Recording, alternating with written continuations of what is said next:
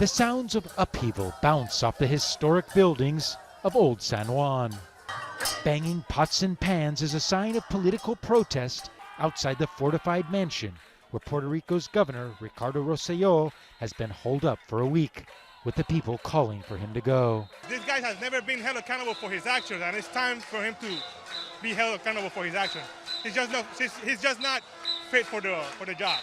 Rossello has not been seen publicly since last weekend, when hundreds of pages of his leaked private messages were released, showing the governor mocking and ridiculing his own people.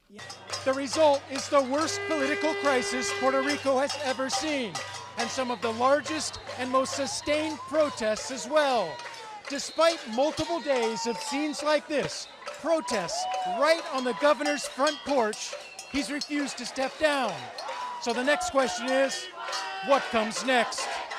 If he doesn't step down, I will come here every time that I can and protest with all of my people.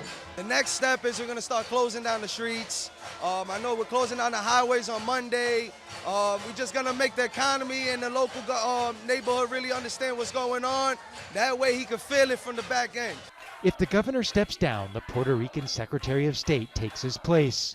But he resigned last week amid the scandal. The post is now empty. And people here have no plans to wait until November next year when the governor is up for re-election.